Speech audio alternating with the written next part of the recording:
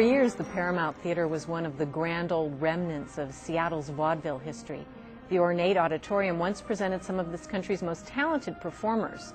But by the late 20th century, the landmark building needed lots of tender loving care, and the budget wasn't in much better shape. An angel stepped forward in the person of former Microsoft executive Ida Cole. She bought the building in the mid-1990s and spent more than $30 million restoring it to its former glory. But late last year, Ida Cole handed the 75-year-old theater over to an independent nonprofit called Seattle Theater Group. Now it's up to STG to keep the Paramount afloat. Josh Labelle is the man in charge of the operation.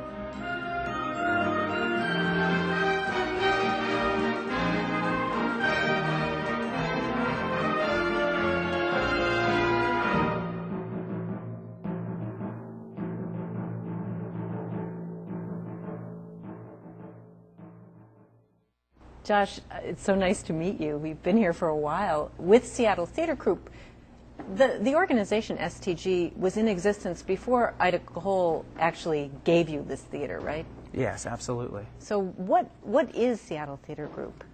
Seattle Theater Group is a nonprofit performing arts organization that is dedicated to maintaining and preserving the Paramount and Moore Theatres and bringing diverse music, dance, theater, arts education to Seattle and making it a stronger, more vital community here. So both theaters are part of Seattle Theater Group? Both theaters are part of Seattle Theater Group. Do you also own the Moore Theater?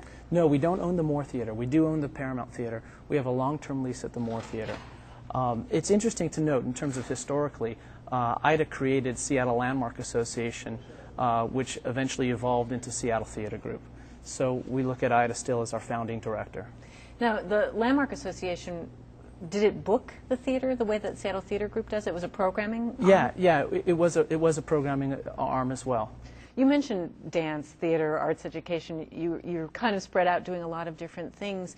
If you had to describe the artistic mission of the organization, is it leaning towards big art performances, small things? What is it?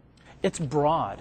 It is serving a very broad community and trying to bring the best of the performing arts world to Seattle. So to us here, it's just as important that we have shows like 50 Cent, which is performing last night and just postponed tonight's engagement. But 50 Cent is just important in our mission as Bolshoi Ballet, right. As Robert Lepage, as the producers in Mamma Mia are. So the idea is to, bring in the best of what we can, and especially look towards what else is new, what else hasn't been brought to Seattle. Now, I knew you did booking when you were in Los Angeles before you came Right. here, but you come mostly from the music world? Yeah, I'm a musician. That's my background originally, and from being a musician, I stepped into the world of agencies, of essentially booking musicians, and I learned the trade essentially of booking shows. So, how did you hear about this place? It would seem a long distance from Los Angeles.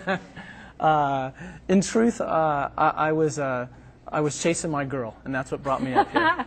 I was chasing my girl, and that's what brought me up here. And I had heard that the Paramount had been restored, and was really set to take on, a whole bunch of new things here. And I made a call and got some interviews with Ida and Chip Wilson at the time, and got working. So you mentioned the trade of booking, and you had, there's dance, there's music, there's theater, there's things that don't fit into any of those categories. Right. Do you do all that booking? No, I don't do all that booking. We have two people also that work in programming. Because we are so programming based, I do stay involved in programming. It's a bit different of a model than a lot of arts organizations here locally employ. So it does require, programming requires a lot of attention here. And last season we achieved 343 performances between the two venues. This season we're gonna exceed that and probably be in the zone of 370. Between the Moore and the Paramount. Wow. So there's rarely a dark night then. Yeah, it's rare. Do you have a certain amount of bookings that you have to do to keep these places afloat financially? Yeah, there's a certain balance that we look to achieve. It is somewhat volume-based, but at the same time, it's most important that we strike a balance. Artistically. Artistically. So when you're thinking about that, you mentioned the Bolshoi and 50 Cent, and I would guess that those are probably either ends of spectrum for you. Are you looking at what the other arts organizations in town are doing as well? What is your relationship with them? Yeah, absolutely. That's really, really important because, especially in today's climate, the ecology in the local performing arts organizations is imperative that we play a really strong role and partner with organizations and maintain communication about who's bringing who in, who's planning what. And there's quite a bit of communication that goes on in terms of the scheduling and programming of things. That said, to maintain our vitality here, to maintain these historic theaters, our first and most important thing is making sure that we're staying busy. We do everything we can not to cross over. But we've established some great working relationships and partnerships with organizations from P&B, which we recently co-presented Alvin Ailey with, to Langston Hughes Performing Arts Center, in which we recently co-presented a night at the Apollo engagement, and they regularly perform here at the Paramount. There's a whole host of local arts organizations that we work with. Next season on the boards in Seattle Theater Group is working with Pat Graney for her new world premiere. The Vivian Girls? Yeah, and it's really, you mentioned how do we see ourselves in the ecology, and I think it's really important people understand that if we look at the challenges that ACT just faced, maintaining their facility, their livelihood. I was reminding people that the last 2 seasons we had Vagina Monologues sitting at the Moore Theater doing incredible business, serving probably 40,000 people over the last 2 seasons just for Vagina Monologues alone. Those sorts of engagements allow us to bring new artists like Robert Lepage to the Moore and introduce new audiences to artists that haven't been here before. But if not for ACT Theater, Vagina Monologues would never have gotten a start in Seattle at all. So, and it wouldn't have eventually come to Seattle Theater Group's Moore Theater, and then vice versa, we wouldn't be able to do things like Robert Lepage.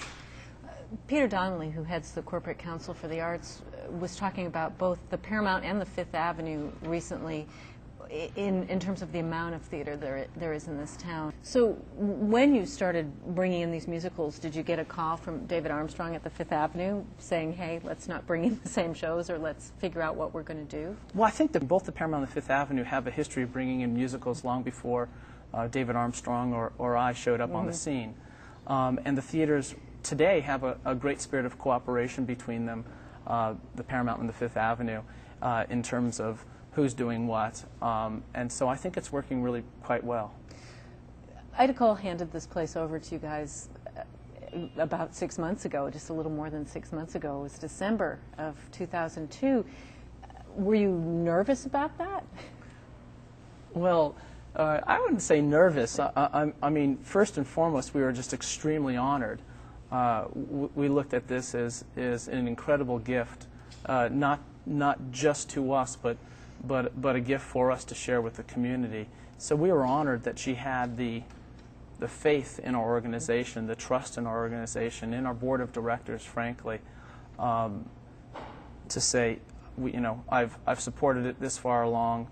I'm handing it over, and it was a real blessing, and all at the same time presents a whole new world of challenges for us. Well, I know for any nonprofit arts organization that is helped by an angel, especially a Microsoft Millionaire angel, is there a perception when you go out to fundraise now that angel's still in the wings, and if you don't raise the money, it'll be okay because Ida Cole will step in? Well, that's definitely been an issue within the organization for several years. Over the last season and a half, that perception's been diminished greatly, and sure, there's still a little bit of it out there now.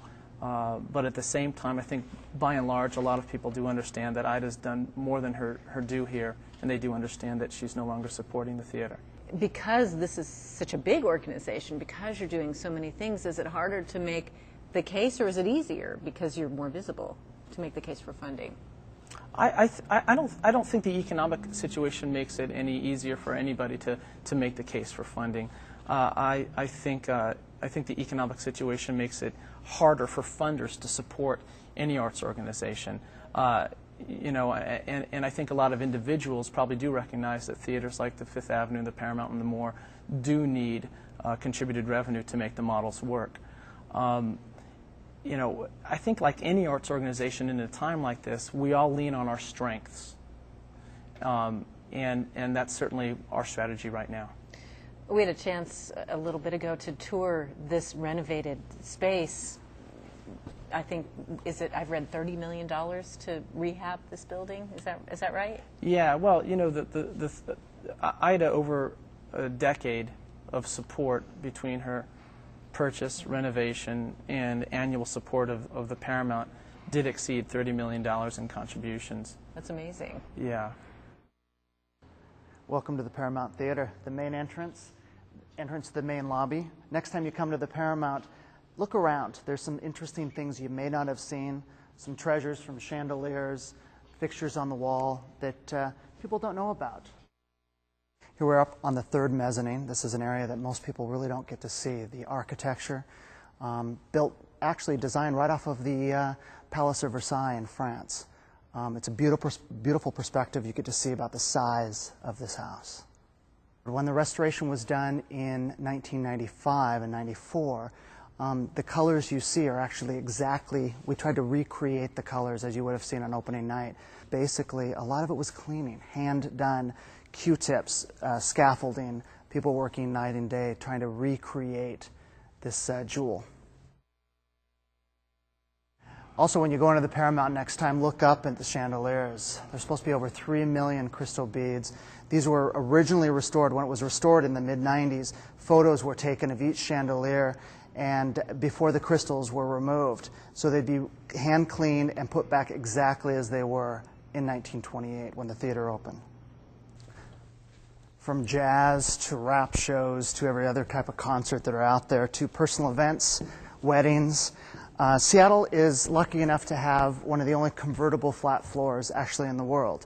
We can go from a fully raked theater to, as you see it now, a flat to about 3 or 4 hour transition. This is a unique perspective because not a lot of people actually get to see this, except for the actors and actresses. From where I'm standing, you know, Carol Channing, Madonna first started her first world tour in 1985, Like a Virgin tour from the Paramount stage. The Guess Who did their Live at the Paramount recording was done right here from this stage. We're in the lobby bar. That's the bar right off of the main lobby, and where we have a permanent display of memories from our 75th anniversary. The Paramount just had our 75th March of 2003, and we asked patrons to share their memories throughout the decades. We got over 700 entries, and the 25 that are posted in the bar represent the best. From a 7-year-old autistic child going to go see his first Broadway musical to someone that was here during the war, when the war ended, watching a Humphrey Bogart movie, to people who were engaged, to someone who used to live in the Paramount Tower. There's some great stories here. Come a little early. Take a look at, you know, what we almost lost as a city. In the early 90s, this was slated to become a parking lot or condos. And with Ida Cole leading the 18 investors, actually saved this theater. She came to a Violent Femmes concert and instantly fell in love with the venue in 1989. And because of that, theater still has this gem.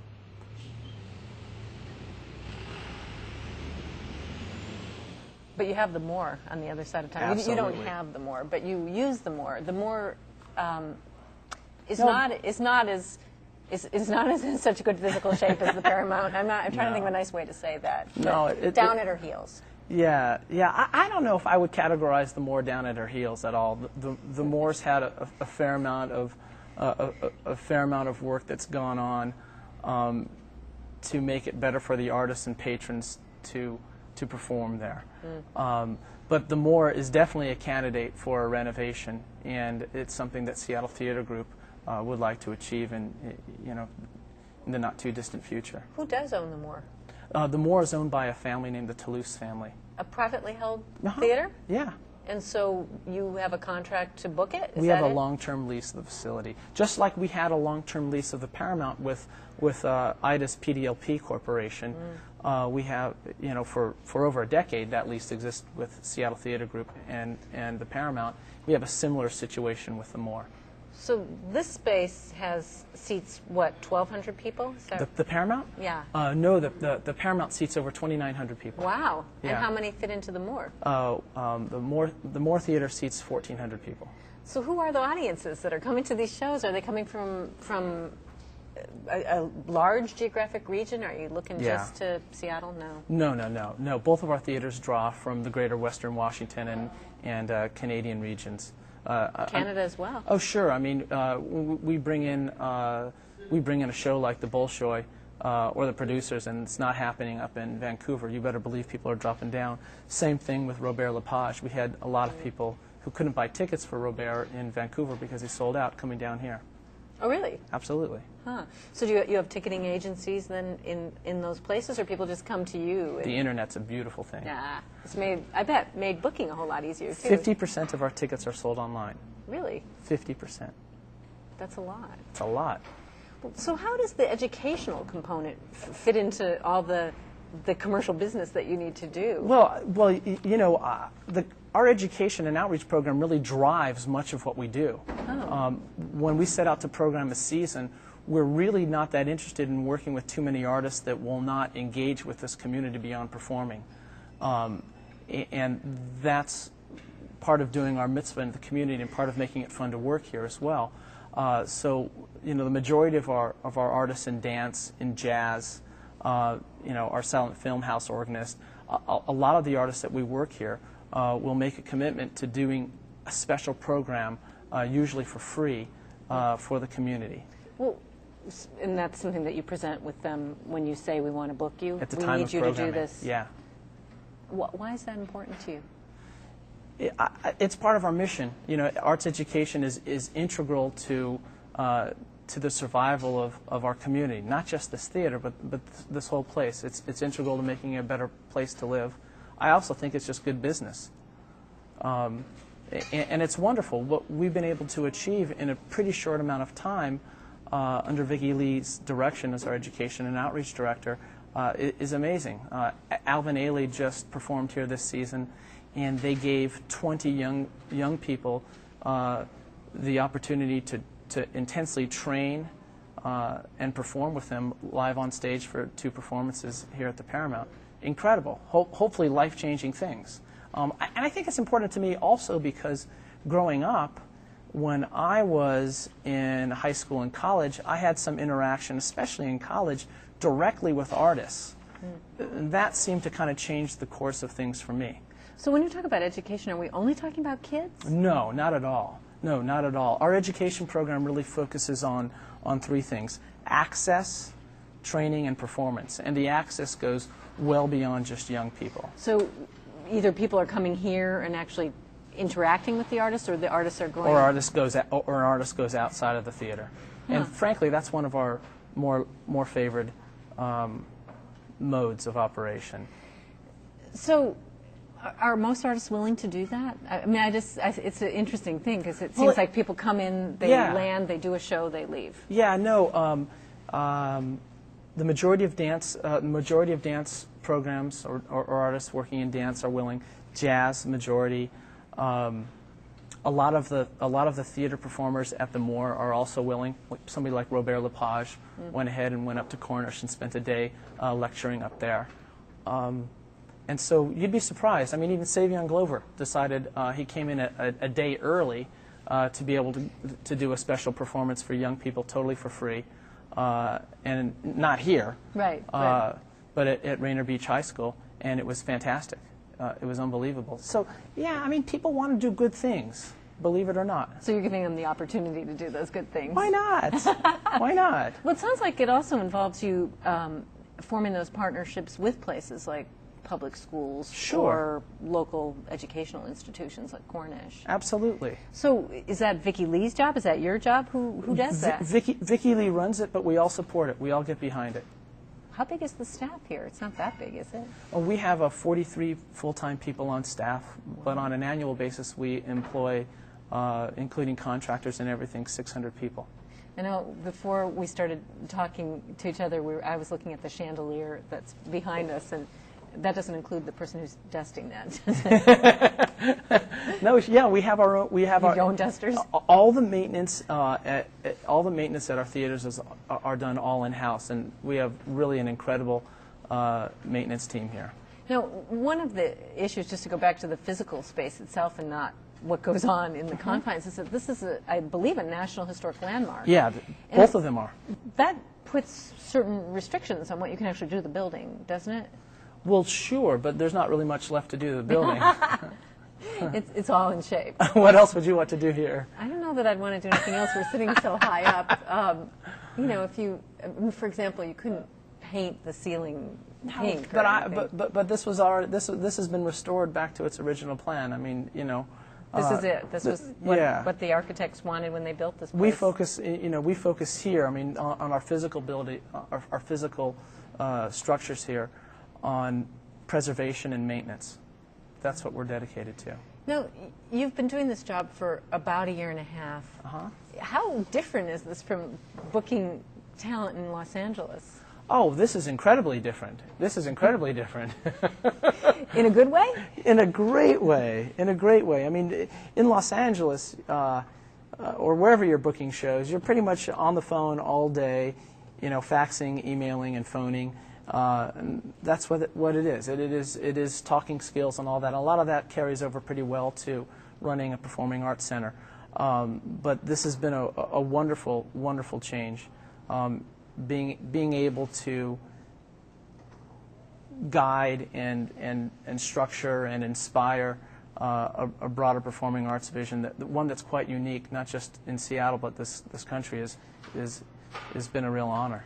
Well, it seems that you guys have kind of, it's almost like the stealth performing arts organization. Not that you're not visible, because people can see that marquee for a long way, but that Seattle Theater Group has kind of like expanded. You know, here's an arm, and we're going to do this dance series, and now we're going to do a theater series, and it hasn't been. It's not like Marion Oliver McCaw Hall opens and boom. Right. It's been much quieter than that. Yeah. Well, you know, it's been thoughtfully planned. You know, when I first arrived here, I was involved in just programming.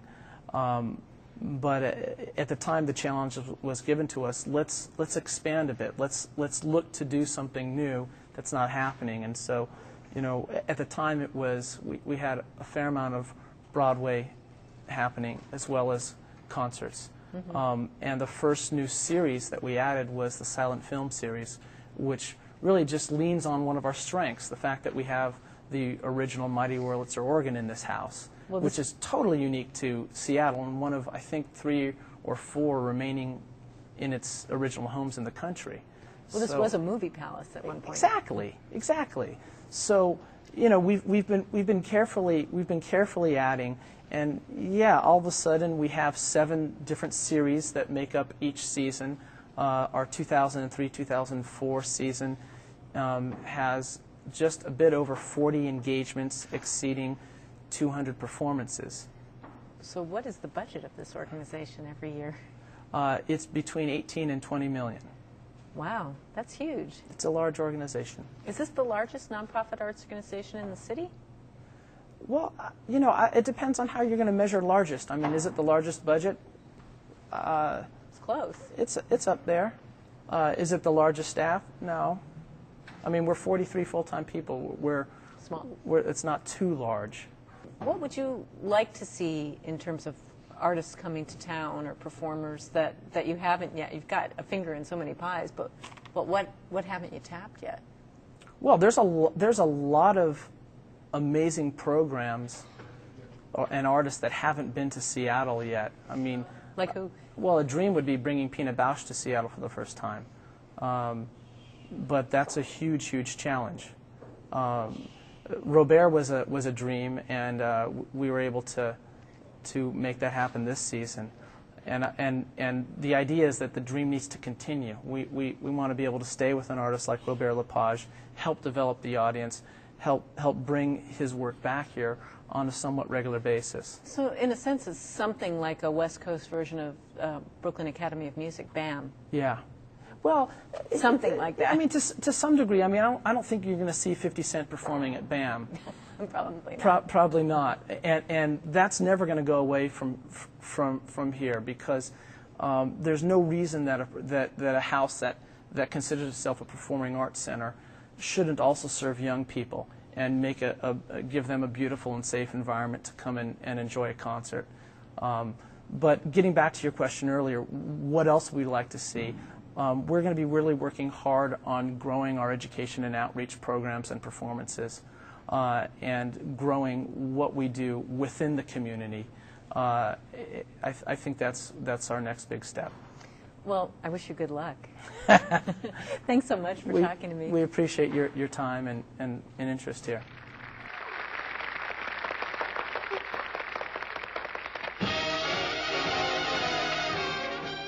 Throughout the theater, people may see some of the original call usher buttons. Ushers would be responsible for a certain section, and they would tell how many seats they have in a certain area and what those locations are. And there's a major box downstairs that the head usher would sit there and would send people up based upon the availability, based upon these little call buttons, and telling availability throughout the entire theater. Footsteps on the sands of time. If I never leave a dime, never be a millionaire. I don't care.